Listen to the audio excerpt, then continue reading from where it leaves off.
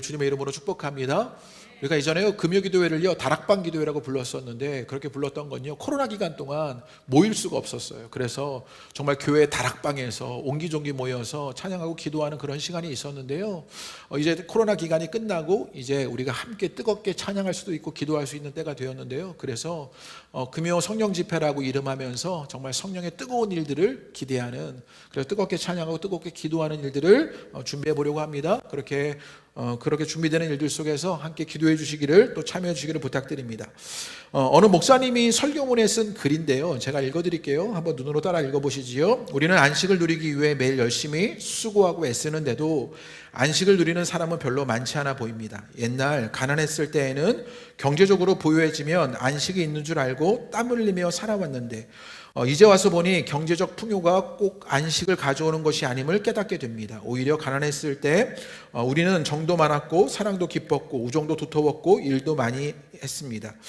부해지자 우리는 더욱 메마르고 바쁘고 쉼이 없는 것을 느끼게 됩니다. 이렇게 얘기해요. 어떤 설교문의 한 토막인데요, 이게 몇 년도 글 같으셔요? 네, 이게 몇 년도 글 같으셔요? 이게 몇 년도 글이냐면요 1996년도의 설교문이에요. 굉장히 오래된 글이죠. 28년 전의 글인데, 요즘 우리의 모습 같기도 해서요. 별반 다르지 않아서요. 30년이 지났지만 달라지기는커녕 더 심해진 우리 시대를 보는 것 아닙니까? 1996년도쯤에는요 해외여행은요 생각지도 못했어요. 그런데 요즘은요 너도 나도 해외 다니는 일들이 있잖아요. 그러니 그 경제적 부요가 우리 가운데 더 크게 다가왔지요. 그렇게 경제적 부요를 누리고 살아가고 있지만 어쩌면 안식은 사라져버린 일들 우리 삶에 있는 것 아닙니까? 우리 사회는 안식하기는커녕 혐오와 광기, 비정함이 더 날카롭고 더 매서워지기만 한 것이 우리 사회, 우리 삶의 모습인 것만 같습니다. 그런데 신앙생활도 마찬가지입니다. 처음 신앙생활 시작했을 때 여러분은 어떠셨어요? 말씀 듣고 찬양하고 예배드리고 생활 하면서 한없이 기쁘고 안식과 위로를 얻는 일들이 여러분에게 있었지요. 그런데 신앙생활의 연륜이 쌓여가고요 점점 깊어져 갔다고 여기는데, 왜 우리에게 감사가 사라지고 안식하는 일들이 사라져가고요 우리 가운데 그렇게 찬양과 기쁨의 일들이 사라져가는가를 고민하게 되는 것이에요. 오늘 시편의 말씀이요 이런 모습을 우리에게 지적하는 듯 합니다. 11절을 읽어보면 이래요. 제가 읽어드리죠. 그러므로 내가 노하여 맹세하기를 그들은 내 안식에 들어오지 못하리라 하였도다, 이렇게 말합니다. 11절에요 이렇게 안식에 들어오지 못할 일이 있다라고 우리 가운데 알려주지요.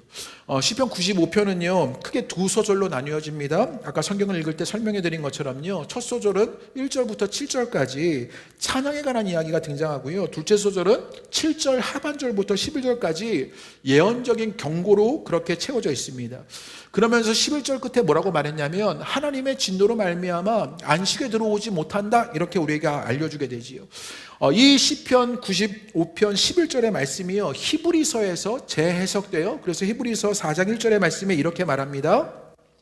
그러므로 우리는 두려워할지니 그의 안식에 들어갈 약속이 남아있을지라도 너희 중에 혹 이르지 못할 자가 있을까 함이라, 이렇게 말해요. 안식에 들어갈 약속이 남아있는데 이렇게 말해요. 히브리서에는요 이제 안식에 들어갈 약속이 우리 가운데 있다. 이미 안식을 약속받았는데 그 약속을 누리지 못하는 일이 일어나고 있다라고 알려주고 있는 것이지요. 그러니 이 시인의 경고를 오늘 우리가 새롭게 들어야 합니다. 그리고 주님께서 우리에게 의도하신 그 신앙생활의 안식을 어떻게 얻을 수 있는지 오늘 말씀 가운데서 함께 나눠보고자 합니다. 그렇다면 시편 95절의 두 소절 가운데 먼저 그 뒤의 이야기 7절 후반절부터 그 예언적인 경고의 말씀을 먼저 살펴보려고 하는데요, 7절부터 11절의 말씀입니다. 요약하면 그들의 마음이 강팍해졌고 미혹되었고 그래서 광야에서 주님을 시험하고 반역하던 조상의 길로 걸어가고 있던 그것 경고하고 있는 말씀이 오늘 시편 95편 7절 후반절에서 11절까지의 말씀입니다. 우리 그럼 11절 한번 읽어볼까요? 우리 11절을 다시 한번 읽어보겠습니다. 시작. 그러므로 내가 노하여 맹세하기를 그들은 내 안식에 들어오지 못하리라 하였도다. 주님은요 진노하시는 일이 있었어요. 그 신앙의 거칠애를 보고 계시면서 그 잔치 배후에 있는 그들의 공허함을 알아서 그래서 그들이 안식에 들어오지 못할 거다라고 말하지요. 그러면서 뒤이어서 시인이 언급하고 있었던 것은 무엇이었냐면요, 그 앞에서 그 역사적 사건이 어떤 일이었는지를 알려줍니다. 그래서 우리가 읽었던 7절 후반절의 말씀에 보면요, 시인은요 무리바와 마사의 역사적 교훈을 기억하면서 신앙의 본질이 어디에 있는지를 알려주지요. 그 경고가 어떻게 시작되었냐면요, 7절 후반절부터 시작됩니다. 우리 7절 후반절 한번 읽어보지요. 시작. 너희가 오늘 그의 음성을 듣거든, 이렇게 말합니다. 여기서 아주 중요한 이야기가 등장하는데요, 너희가 오늘이라고 말해요. 먼저 기억할 것은요, 너희가 지금 안식을 누리지 못하는데 그러면 오늘 이 경고의 이야기를 들어야 하는데 라고 말하는 것이지요. 그러면서 무엇을 강조하냐면 오늘을 강조하고 있는 것입니다. 오늘, 내일로 미루지 않을 그 신앙의 일들이 있어야 한다고요. 결단도 헌신도 사랑도 기도도 내일로 미루지 않아야 하는 것이요. 지금이 은혜 받을 시간이고 지금이 영혼의 안식을 누릴 시간이라는 것입니다. 지금이 주님을 찾을 때이고 지금이 주님을 만날 때다, 이렇게 시인은 우리에게 경고합니다. 지금이 멈추고 안식할 때이고 지금이 복음을 듣고 또 지금이 성경을 열고 지금이 성령 받을 때다, 이렇게 알려주는 지금의 이야기요. 분주하게 살아가는 우리들은요, 귀담아 들어야 할 내용이 바로 여기에 있습니다. 우리는 늘 이렇게 얘기하지 않습니까? 바쁜 것만 끝나면, 취업만 되면, 혹은 아이들이 좀 크면, 좀 몸이 괜찮아지면, 그런데 그 안식에 들어가는 일 무엇이라고? 오늘 주님의 음성을 들어야 한다라고 말하고 있는 것이지요. 오늘, 지금 있어야 하는 것입니다. 그러면서 8절에 그럼 어떤 사건이 있었냐? 오늘 이 이야기를 듣고 오늘의 은혜를 누려야 할 일이 있는데 그럼 어떤 사건 속에서 이야기를 하고 있는 거냐? 우리 8절 한번 읽어보지요. 시작. 너희는 무리바에서와 같이 또 광야의 마사에서 지냈던 날과 같이 너희 마음을 완악하게 하지 말지어다 라고 말합니다. 무리바하고 각주가 달려있어요. 그래서 각주를 보면 뭐라고 써있냐면 다툼이라고 달렸지요. 또 마사라고, 여기 각주가 안 달렸어요. 이거 마사는요 시험의 뜻이 있습니다. 둘 다 백성들이 하나님과 다투고 하나님을 시험하고 경노하게 한 곳이 이 무리바와 마사입니다. 원래 출애굽의 여정은요 마사에서 시작해서 무리바에서 마치고 있는 것을 보게 되죠. 그래서 출애굽기 17장에 보면 마사가 등장하고요, 이제 민수기 20장에 가면요 무리바가 등장합니다. 마사는요 이스라엘 백성들이 출애굽한 이후에 물이 없어서 모세에게 불평한 곳이 이 마사였습니다. 이곳에서 주님은 모세로 하여금 반석을 쳐서 생수가 나게 하고 백성들의 갈증을 풀어준 곳이 이 마사였어요. 무리바는 어디였냐면 40년 광야 생활을 마쳐갈 때쯤 또 물이 없으므로 하나님의 임재를 의심합니다. 그래서 반역하여서 하나님을 분노하게 했던 것이 이 무리바였어요. 여기서도 모세는요 반석을 쳐서 물이 나게 했어야 했는데 이 백성들의 강팍감 때문에 모세가 화가 나서요 반석을 2번이나 쳤던 것이지요. 이것 때문에 결국 모세는요 약속의 땅에 들어가지 못했지요. 이 두 가지 사건을 지금 시인이 이야기하고 있는 거예요. 마사와 무리바를 이야기하면서 이 광야의 시대가 얼마나 반역적이었는지를 보여주는 두 사건으로서 이 무리바와 마사를 이야기하는 것이지요. 광야에 있었던 모든 사건들은요 이 두 사건 사이에 있는 것이죠. 그래서 마사로 시작해서 무리바에서 끝났던 하나님을 반역하고 하나님을 분노하게 했던 그 일들, 그 광야 세대 일들을 말하고 있는 것입니다. 그러면서 시편 95편의 시인은요 이 광야 생활 전체가 주님을 시험하고 반역했던 것으로 재해석하고 있는 것입니다. 하나님을 향한 원망의 마음들, 불평들, 하나님의 임재를 의심했던 것이지요. 이 원망의 마음이요, 그 원망의 마음이 어떤 일로 일어나냐면요 그냥 원망의 마음으로 끝나버리는 게 아니라 원망의 마음은 늘 폭력적으로 일어나게 되어 있대요. 가만히 보면요 원망의 마음들은요 내적으로 일어나면 그게 자해하는 일이 되고요, 원망의 마음이 밖으로 일어나면 누군가를 해하는 폭력이 되는 일들이 있게 된다는 것이지요. 이 하나님을 향한 원망의 마음들, 그래서 마사와 무리바에서 이 이스라엘 백성들이 하나님을 향한 불평과 원망의 마음들이 하나님을 향한 폭력이 됐던 것이지요. 그래서 하나님을 거역하고 분노하게 만들었던 일들을 보게 되는 것이요. 그래서 그들 가운데 일어난 모습을요 시인이 이렇게 말했어요. 8절의 말씀에 보면 그들이 어떻게 된 무리바와 마사로 지냈던 날들 속에서 그들의 마음이 어떻게 됐냐면요 마음이 완악하여졌다, 이렇게 표현합니다. 완악하단 말은요 마음이 단단해졌다는 거예요. 딱딱하다는 거예요. 마음이 닫혀버린 것입니다. 자기중심적으로 마음이 폐쇄된 마음이 완악해졌다라고 말하는 것이지요.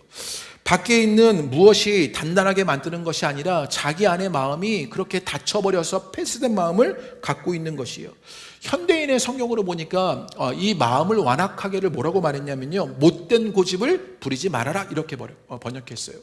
그 마음에 닫힌 마음, 그래서 자기중심적으로 폐쇄된 마음, 못된 고집 속에 닫혀있는 그 마음의 완악함들이 이 마사와 무리바 속에 있었던 사람들에게 있었던 그런 마음이라는 것이지요. 그래서 그들 가운데 어떤 게 닫혀지게 되었냐? 하나님의 세계에 대한 닫힌 마음이 되어버린 것입니다. 그러자 더 이상 말씀의 씨가 뿌리를 내리지 못하고요, 은혜의 단비가 적시지 못합니다. 영적 감수성이 말라져 버린 거예요. 스스로 마음이 딱딱해져서 돌같이 되어져서 자멸하게 되었던 것이지요. 하나님의 사랑과 관심에 무감각해지고 자기 생각에만 빠지고요, 교만해지는 일들이 일어나게 되는 것이요. 또 9절에 이렇게 얘기합니다. 우리 9절 한번 읽어보지요. 그들에게 어떤 예언적 경고를 시인이 하고 있느냐. 우리 9절 한번 읽어봅니다. 시작. 그때 너희 조상들이 내가 행한 일을 보고서도 나를 시험하고 조사하였도다. 지금요, 이 이스라엘 백성들은 광야에 있게 되었는데 그들이요, 홍해에서, 광야에서 주님의 기적을 수없이 보게 되었습니다. 그런데 그들이 또 무엇해요? 이 무리바와 마사에서 하나님을 시험하는 것이지요.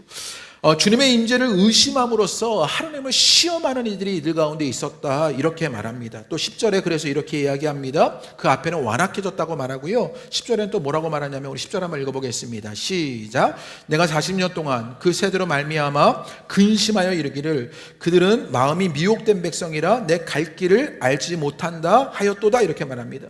그래서 주님이 어떻게 되었냐면 주님이 그 세대로 말미암아 근심하여 이르기를 이라고 말합니다.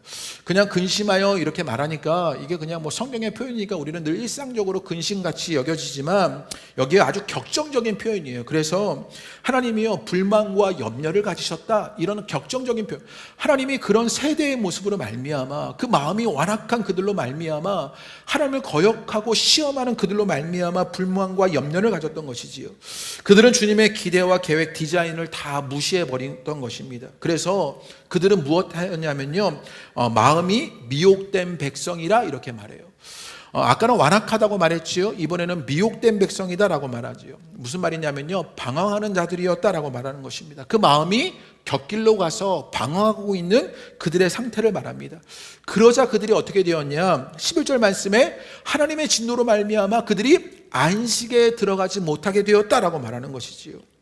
백성들이 약속의 땅에 들어가지 못했다라는 의미이기도 하고 그 하나님의 통치와 다스림을 누리지 못하는 일들이 일어났다라고 말하는 것이지요. 이 일이 그 다툼과 시험의 광야 40년을 말하고 있는 것입니다. 그래서 그들은요, 마음이 완악해지고 방황하는, 미혹하는 백성이 되었고 안식에 들어가지 못하는 일이 일어난 것이지요. 이스라엘에게는 흑역사가 된 것이고요, 하나님에게는요 트라우마 같은 일이 된 거예요. 그 광야의 40년 동안 이스라엘 백성들의 모습을 보니 그들은 다툼과 시험의 광야 40년이 되었고, 그래서 그들의 마음은 완악하고 미혹된 백성이 되었고 안식에 들어가지 못하는 그 일로 말미암아 그 하나님의 트라우마 같이 여겨지는 일들을 지금 시인이 고백하고 있는 것이죠. 그래서 시인은요, 예언적 경고를 하고 있는 것입니다.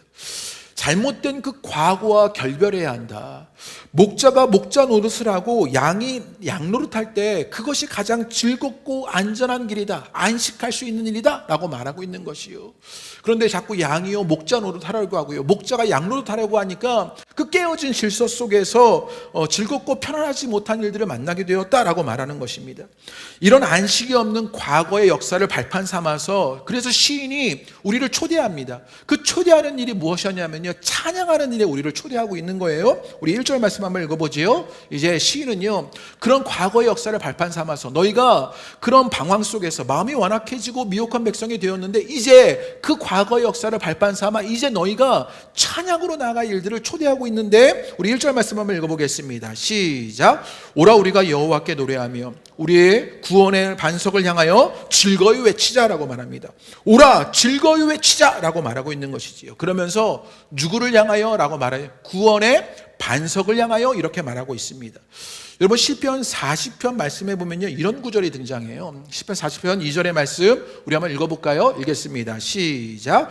나를 기가 막힐 웅덩이와 내 발을 반석 위에 두사 내 걸음을 견고하게 하셨도다.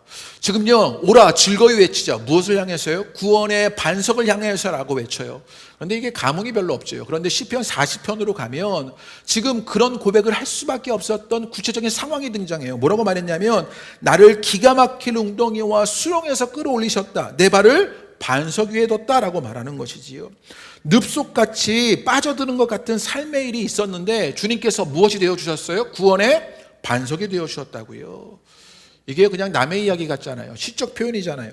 그래서 별로 감흥이 없는데 우리가 시편을 읽을 때 늘 염두에 둘 게 있어요. 그게 뭐냐면 그냥 이게 표현이라고 생각하지 말고 지금 시인이 혹은 이런 시인이 겪고 있는 상황이 이런 경험을 말할 수밖에 없는 그 구체적인 상황이 무엇인지를 상상하면 이 말씀이요 확 와닿게 되는 것이지요. 지금요 시인이 그리고 이들이 겪고 있는 게 무엇이었어요? 기가 막힐 웅덩이와 수렁에 빠져 있었다고요. 그런데 거기서 있는데 하나님이 구원의 반석으로 그들을 인도하시니 하나님을 즐겁게 찬양하고 높일 일들이 일어나게 되었다고요. 그 구체적인 경험이 무엇이었냐? 그들이요 그 웅덩이와 수렁에 빠져 있었던 것입니다. 무슨 말이냐면요, 그 삶이 흔들려 버리는 일들을 만나게 되었다고요. 요즘 삶이 흔들려 버리는 경험이 우리 가운데 얼마나 많습니까? 이전의 삶의 방식이요 다 무너져 버린 일들이 우리 가운데 있습니다. 옛날에는요 뭐 몇십 년 전만 해도요 혹은 한 20-30년 전만 해도요 열심히 성실히 살면 괜찮았어요. 근데 여러분 다 열심히 성실히 사시잖아요. 그런데 괜찮아요? 별로 안 괜찮은 것 같은 일들이 일어나고 있잖아요. 요즘은 그게 안 됩니다. 대학 잘 나오고 일을 잘 배우면 예전에는 살만했습니다. 그런데 우리가 겪고 있는 것이 뭐예요? 삶의 터전이 흔들려 버린 일들을 만나는 것이지요. 그렇게 웅덩이와 수렁에 빠져버린 것 같은 구체적인 경험들이 우리 가운데 있습니다. 그런데 우리의 발을 어디에 두셨어요? 반석 위에 두셨다라고 말합니다. 그래서 그 구원의 반석을 향하여 노래하고 즐거이 외친다라고 말하게 되는 것이요. 그 고백이 여러분 가운데서 일어나시게 되기를 주님의 이름으로 축복합니다. 또 우리 2절 한번 읽어볼까요? 또 뭐라고 말하냐면 우리 2절 읽지요. 시작. 우리가 감사함으로 그 앞에 나아가며 시를 지어 즐거이 그를 노래하자. 이렇게 말합니다. 되게 은혜로운 구절이고 마음에 와닿는 구절이에요. 뭐라고 말하냐면 우리가 감사함으로 그 앞에 나아가자 이렇게 말해요. 기독교인들이 정말 잘하는 말이 뭡니까? 하나가 뭐예요? 감사합니다잖아요. 저도 감사합니다 정말 잘하거든요. 우리가 고맙습니다 라는 말보다는요 감사합니다 정말 잘 말해요. 그런데 우리가 정말 반복적으로 자주 말하다 보니까 이 감사하다는 말이 우리 가운데 상투적이 되어버린 일들을 보게 되지요. 영혼이 없는 멘트가 되어버린 것이 우리의 감사가 되었습니다. 여러분 기도하실 때 감사를 고백하셔요? 네. 멘트로 고백하시죠. 네, 하나님 오늘 뭐 기도하게 해주셔서 감사해요 이러고 나서 여러분이 하고 싶은 이야기를 열심히 하시잖아요. 김기성 목사님이 설교하시는데 그런 얘기를 하더라고요. 기도가 감사가 돼야 한다. 그렇게 얘기하시면서요 우리의 기도를 전체로 봤을 때 우리의 기도의 3분의 1 정도는요 감사가 돼야 한다는 거예요. 굉장히 공감하는 이야기입니다. 그러면 오늘날 우리가 왜 우리의 기도 속에 그렇게 감사를 채우지 못하는 일들이 일어날까라고 돌아보면요 이분이 이런 얘기를 해요. 우리가 벌써 영어로 thanks 이렇게 얘기하잖아요. 감사를요 thank you 이렇게 하죠. 그 thanks 하는 게요 어디서 파생된 말이냐면 think에서 파생된 말이라는 거예요. 우리가 감사하지 못한 건 그럼 뭐가 없었어요? 생각하지 않아서라는 거예요. 깊이 생각하면 감사할 일들이 있다는 것. 그래서 우리가 깊이 생각하면 감사할 일들을 만나는데 우리가 실은 생각하고 살지 않으니 감사를 잃어버릴 일들이 우리 가운데 있는 것 아니냐. 우리가 깊이 생각하면 감사할 일들, 그 감사의 기도를 만나게 되는 것이요. 또 이 목사님이 뭐라고 말씀하시면요 그 나머지 3분의 1의 기도는요 중보기도 를 기도해야 한다고요. 그렇게 기도하면 그런 기도 속에서 그 기도가 이제는 내 문제도 상대화되는 일들이 일어나서 그 기도에 해소가 일어나게 되는 일들도 있다. 그리고 자기를 위한 기도가 3분의 1이 되어야 한다라고 말합니다. 여러분 오늘 시인이 뭐라고 말하냐면 우리가 감사함으로 그 앞에 나아가며 라고 말해요. 깊이 생각할 때 감사가 일어나는 것이요. 오늘 여러분 기도하실 때 깊이 생각하며 기도해 보시지요. 그것으로 여러분에게 감사가 일어나게 되기를 기대해 봅니다. 그러면서 또 2절에 뭐라고 말하냐면요 시를 지어 즐거이 그를 노래하자 이렇게 말합니다. 시를 지어서 그렇게 노래하자고요. 우리가 무슨 시를 지어? 이렇게 생각하실런지 모르겠어요. 여러분 시를 지으셨어요? 네, 뭐 표정들이요. 나는 시를 지은 적이 없는데 뭐 이런 표정이신데요. 여러분도 시를 지으신 적이 있어요. 언제 시를 지으신 적이 있어요? 국어 시간에 그러니까 우리 아들 같은 답변이었어요. 국어 시간에 시를 지었는데요. 우리가 언제 살면서 시를 많이 지었냐면요, 언제냐면요, 사랑할 때였어요. 예. 그 오빠가 좋았을 때, 지금 남편은 아니에요, 절대. 예, 지금 남편은 절대 아니고 그 오빠가 너무 좋았을 때, 첫사랑의 마음으로 그 선생님이 너무 사랑스러웠을 때, 그럴 때 있으셨잖아요. 예, 표정 관리를 잘하고 계시는데요. 예, 그럴 때 우리 가운데 사랑이 생기면 시가 지어지는 일들이 있잖아요. 예, 그 오빠 너무 좋아, 막 이런데 그냥 너무 좋아가 아니라 뭐 밥만 먹어도 좋아, 막 이런 게 막 그런 시의 일들이 일어나게 되는 것이지요. 산을 사랑하면요, 산을 향한 노래가 생기고, 여러분 자전거를 사랑하면 자전거를 사랑하는 노래가 생기는 것이요, 사랑하면 시를 짓는 일들이 생기는 것이지요. 정호승 시인의 시인 예수라는 시가 있는데요, 제가 한번 읽어드릴게요. 짧은 시인데요. 그는 모든 사람을 시인이게 하는 시인, 이렇게 말합니다. 사랑하는 자의 노래를 부르는 새벽의 사람, 해 뜨는 곳에서 가장 어두운 고요한 기다림의 아들, 절벽 위에 길을 내어 길을 걸으면 그는 언제나 길 위의 길, 절벽의 길 끝까지 불어오는 사람의 바람, 들풀들이 바람에 흔들리는 것을 용서하는 들녘의 노을 끝, 사람의 아름다움을 아름다워하는 아름다움의 깊이, 날마다 사랑의 바닷가를 거닐며 절망의 물고기를 잡아먹는 그는 이 세상 햇빛이 굳어지기 전에 홀로 켠 인간의 등불, 이렇게 말해요. 그러면서 예수님은 뭐라고 얘기했냐면, 그는 모든 사람을 시인이게 하는 시인이다, 이렇게 말하죠. 예수님을 만났더니 우리 모두가 뭐가 되냐면 시인이 되어버렸다는 거예요. 그를 사랑해서 그 주님의 세계를 만나니까 시인이 되는 일들이 일어나게 되는 것이죠. 이거 원고에 없는 이야기인데 우리 아들이 있으니까, 저희 아들하고 이번 주에 그 노량 영화를 봤거든요. 이순신 장군이 마지막에 딱 불을 치는데요, 막 시가 나오는 거죠. 예. 저절로 그의 삶의 모습 앞에 시 같은 고백, 이순신 장군 멋있다, 이런 고백이 나오는 것이요, 그 세계를 만나니까 그 고백을 할 수 있게 되었다라고 말하는 거예요. 오늘 시인이 우리가 시를 지어 즐거이 노래하자라고 말하는 그 말씀, 무엇하고 있는 것이냐, 하나님의 세계를 만난 거죠. 주님이 이루시는 일들을 만났어요. 그 주님의 사랑을 만났고 그 주님을 사랑할 수밖에 없게 되자 시를 짓는 일들이 일어나게 되었다라고 말하는 것이지요. 그래서 정호승 시인은요, 예수님으로 모두가 시인이 된다, 이렇게 말했던 것입니다. 이전에 볼 수 없었던 것을 볼 수 있는 사람이 되었다는 얘기고, 그 삶의 순간들이요, 포착되는 언어들이 생겨났다는 이야기입니다. 우리가 시인이 되는 것도 그 주님의 사랑으로 이전에 보았던 방식과 전혀 다른 새로운 방식으로 볼 수 있게 되어서 시를 지을 수 있게 된 것이요, 그렇게 사랑이 새로운 세계를 만들어내고 그 새로운 세계를 누리며 시가 지어지는 일이 있다, 시인이 우리 가운데 알려주고 있는 것입니다. 그래서 여러분, 찬양은요, 예배의 한 부분이 아니라 우리 생활의 몸통 같은 것입니다. 주님을 날마다 만나니 우리 삶이 예배로만 찬양이 일어나는 것이 아니라 우리 삶의 모든 일상에서 그 주님의 세계를 만나서 찬양할 수밖에 없는 것이에요. 여러분도 그럴 때가 있죠. 우리가 은혜가 충만하면요, 밖에 나가면 이 하나님이 온 세상을 지으셨구나, 눈이 오는데도요, 눈이 아름답구나를 만나게 되고요, 사람을 보아도 저 귀한 사람이라고 만나게 되는 것이에요. 그래서 찬양이 우리 신앙생활의 일상의 몸통이 되어버린 일들이 일어나게 되는 것이에요. 찬양의 현장은요, 하나님을 드높이는 예배당이지만요, 찬양의 은혜를 누리는 특권은요, 모든 자들이 누리는 것 아니라 믿음의 사람들, 그 세계를 볼 수 있는 사람들이 누리는 특권인 것을 보게 되는 것이요, 여러분에게 이것이 누려지게 되기를 주님의 이름으로 축복합니다. 구약에서 찬양은요, 그래서 신약 공동체의 노래이기 전에 생명을 보존하는 사람들, 그 입에서 나오는 노래였습니다. 그래서 찬양은요, 살아있는 자들의 몫이었습니다. 죽은 자는요, 찬양하지 않아요. 여러분, 그래서 찬양으로 살아있습니다. 여러분, 부부 사이에, 여러분 어때요? 부부 사이에 남편을 찬양하셔요? 예, 아이고, 표정들이. 남편을 찬양을 언제 하셨어요? 여기 부부가 계셔가지고 물어보고 싶은데요. 남편을 찬양한 적이 없으시잖아요. 남편은 원망하지요. 예, 불평하지요. 예. 그런데요, 살아있는 자들 찬양하는 것이라고요. 살아있는 부부관계 속에서요, 찬양할 일들 만나시라고. 우리 남편 너무 괜찮은 남자야. 예, 아이고, 너무 낯서셔가지고요. 예, 우리 아내 정말 멋있는 여자야, 아름다운 여자야. 예, 이런 고백들이요. 자녀를 향해서 찬양해 보셨습니까? 우리 아이 정말 존귀하다. 예, 우리 아들이 세상을 다 이길 사람이다. 이런 고백들이요. 이게 살아있는 자들의 고백이 되어야 하는 것이요. 찬양은 살아있는 자의 고백입니다. 살아있는 관계에서는요, 찬양이 일어나는 것이요. 죽은 자는 찬양하지 않아요. 그래서 살아있는 모든 자는요, 찬양하며 함께하게 되는 일들을 만나는 것이요. 여러분, 교회에 찬양이 없고요, 삶에 찬양이 없습니다.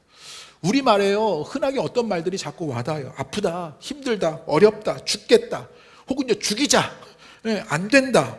저주와 광기, 그 비정한 말들만 난무하는 것이 요즘 우리의 말이 되어버린 것이요. 요즘에요, 그 예전에 그 긍정의 힘 책이 있었잖아요. 제가 진짜 싫어하는 책이거든요. 제가 긍정의 힘 책을 3번 읽어보려고 시도했는데 앞에 한 3분의 1쯤 읽고 포기. 그렇게 포기했는데 요즘 긍정의 힘을 읽어볼까라는 생각이 들어요. 왜 그런 생각이 드냐면 우리 삶이 너무 부정적인 말과 비관적인 말과 비정한 말들만 난무하니까 정말 우리 시대에는 이런 게 필요한 것 아닌가라는 생각이 들 정도의 생각이 들기 때문입니다. 요즘 우리는 아프다, 힘들다, 어렵다, 못 살겠다, 죽이자, 죽었으면 좋겠다라는 말들만 난무하는지 몰라요. 그런데 이제 우리 가운데 찬양으로의 초대, 그 찬양의 말들이 넘쳐나시게 되기를 주님의 이름으로 축복합니다. 부부관계에서요, 자녀들에게서요, 교회에서 혹은 하나님을 향해서 찬양의 말들, 원망과 탄식이 아니라 내가 살아있는 그 하나님의 세계를 누리니 내가 시를 지어 찬양할 수밖에 없음을 고백하게 되는 것이요. 이 한 해 여러분의 삶에 이 찬양이 넘쳐나시게 되기를 주님의 이름으로 축복합니다. 그래서 중병에 걸렸다가 기적적으로 회복된 히스기야가 이렇게 기도했습니다. 이사야 38장 18절의 말씀인데 우리 한번 읽어보지요. 시작. 수월이 주께 감사하지 못하며 사망이 주를 찬양하지 못하며 구덩이에 들어간 자가 주의 신실하심을 바라보지 못한다, 이렇게 말합니다. 수월이 주님께 감사하지 못하고 사망이 주를 찬양하지 못하고 구덩이에 들어간 자 주의 신실하심을 보지 못한다고. 죽은 자 찬양할 수 없다고요. 죽은 것에는 감사와 찬양이 없습니다. 그런데 감옥에 갇혀서 사람들의 조롱거리가 되고 말았던 예레미야는요, 처음에는요 탄식과 한탄의 고백을 합니다. 그런데 이 탄식과 한탄이 나중에는요 찬양으로 되어 변화되는 것을 봅니다. 우리 예레미야 20장 13절의 말씀 한번 읽어보죠. 읽겠습니다. 시작. 여호와께 노래하라. 너희는 여호와를 찬양하라. 가난한 자의 생명을 행악자의 손에서 구원하셨습니다. 또 다니엘도요, 세상이 온통 하나님을 짓누르던 그런 시대에 하나님께 드리는 기도에 찬양을 가득 담았습니다. 우리 다니엘서 2장 23절의 말씀 한번 읽어볼까요? 다니엘이 얼마나 고통스러운 시대를 살았냐고요. 그런데 그 시대의 그 기도 속에 찬양을 담아두는 것을 보게 되는 것이에요. 우리 다니엘 2장 23절 말씀 다 같이 한번 읽어보죠. 시작. 나의 조상들이 하나님이여, 주께서 이제 내게 지혜와 능력을 주시고 우리가 주께 구한 것을 내게 알게 하였사오니 내가 주께 감사하고 주를 찬양하이다. 곧 주께서 왕의 그 일을 내게 보이셨나이다 하니라 라고 말합니다. 뭐라고 봐요? 주께 감사하고 주를 찬양하나이다. 온통 하나님의 사람을 짓누르던 그때의 다니엘이 그 기도 속에 찬양의 고백으로 감사와 찬양을 고백하는 것이요. 찬양은요, 그런 차원에서 보면 생명의 노래입니다. 살아있다는 증거라고요.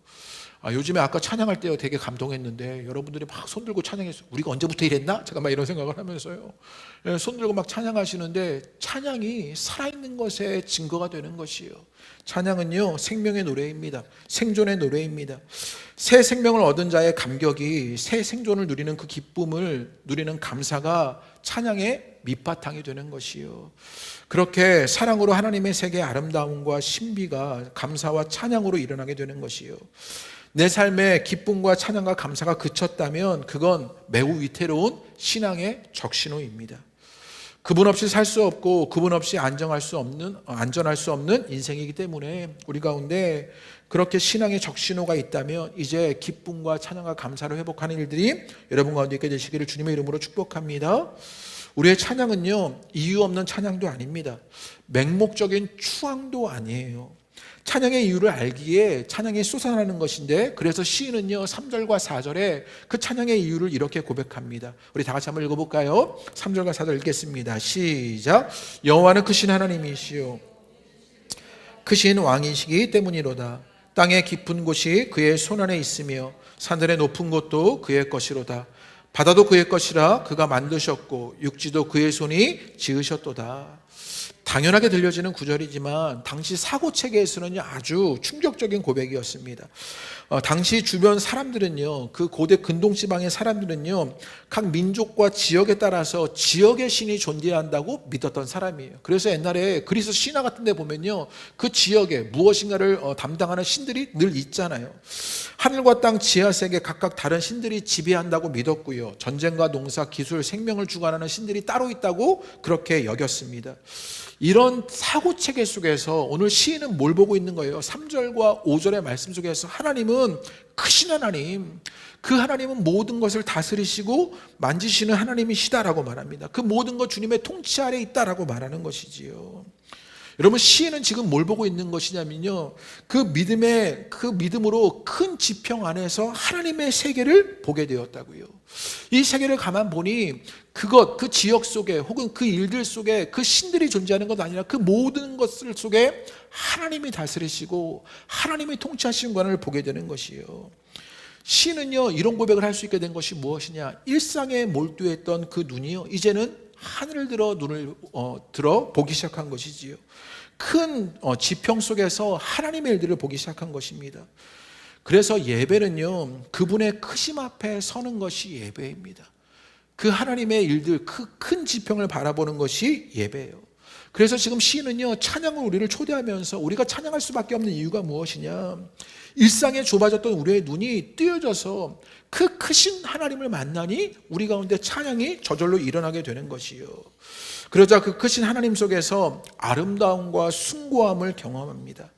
사람은요, 아름다움을 발견할 때 여러분 행복한 거예요. 그래서 우리 여행 다니면 아름다운 광경 보고 싶고요, 꽃 피면 꽃 구경 가고, 단풍 지면 단풍 구경 가려고 하는 거 왜 그래요? 그 아름다움 속에 행복을 누리기 때문이지요. 시인이요, 큰 지평 속에서 하나님의 아름다움을 만나요. 그 크신 하나님의 다스림과 통치를 만나자 그 아름다움을 경험하게 되었던 것이지요. 그리고 그 하나님의 큰 세계를 경험하자 그에게 무엇이 일어났냐면 숭고함이 일어납니다. 우리의 평범함이 아닌 하나님의 비범함을 만나자 숭고해졌던 것이지요. 찬양은 나를 그 하나님의 큰 세계 앞에 드리는 것이 찬양인 것이요. 우리가 찬양할 수밖에 없는 것, 그 하나님의 큰 세계의 아름다움과 숭고함을 만났다고요. 하나님이 이런 하나님이시구나. 하나님이 이렇게 놀라운 일들을 만나시는구나. 그 하나님의 숭고함 앞에, 그 예수의 십자가 앞에 우리는 그렇게 찬양할 수밖에 없는 것이요. 그래서 시인은요, 그 큰 하나님의 아름다움과 숭고함을 찬양하며 초대하면서 찬양의 방법을 우리에게 알려줍니다. 우리 6절 한번 읽어보지요. 6절 한번 읽겠습니다. 시작. 오라 우리가 굽혀 경배하며 여호와 앞에 무릎을 꿇자라고 말합니다. 무릎을 꿇고 경배하자라고 말합니다. 오늘 6절의 말씀에 보면요, 우리가 굽혀 경배하며 무릎을 꿇자 이렇게 말하지요. 이런 세 개의 동사 모두가 하나님께 대한 겸손한 경배의 모습을 말하고 있는 것입니다. 반칠환이라는 시인이요, 이런 노랫말을 썼는데요, 제가 읽어드리지요. 무릎이 구부러지는 건 세상의 아름다운 걸 보았을 때, 무릎이 구부러지는 건요, 세상의 아름다움을 보았을 때라고요. 굽히며 경배하는 것이고 세상에 올곧지 못함을 보았을 때 솟구쳐 일어나라는 뜻이다. 이렇게 고백합니다. 여러분, 즐겁게 찬양하며 하나님의 임재 안으로 들어가되 굽혀 무릎을 꿇고 겸비한 마음으로 나아가시게 되기를 바랍니다. 자기 백성과 기쁨으로 교제하도록 길을 열어주신 그 주님의 자비로운 그 주님의 은혜 앞에 우리가 무릎을 꿇지만 함부로 나가지는 않아야 해서 무릎 꿇고 겸비하며 나가는 일들이 여러분 가운데 일어나시게 되기를 주님의 이름으로 축복합니다. 그리고 7절의 마지막으로 이렇게 고백합니다. 다 같이 한번 읽겠습니다. 시작. 그는 우리의 하나님이시요 우리는 그가 기르시는 백성이며 그의 손이 돌보는 양이기 때문이라. 너희가 오늘 그의 음성을 듣거든 이라고 말합니다. 우리의 하나님이시요 이렇게 말하지요. 관계적 표현이라고 말하면서 우리를 덧붙이고 있는 것입니다. 그가 기르시는 백성이라고 말하면서 이제 목자가 목자 노릇을 하고 양이 양 노릇할 때 우리가 가장 즐겁고 안전한 것, 주님이 목자가 되어져서 우리 가운데 목자 노릇 하시는 것, 우리의 하나님이시고 기르시는 백성, 돌보시는 양이다 라고 말하는 것이요. 그래서 그의 음성을 듣거든 이라고 말합니다.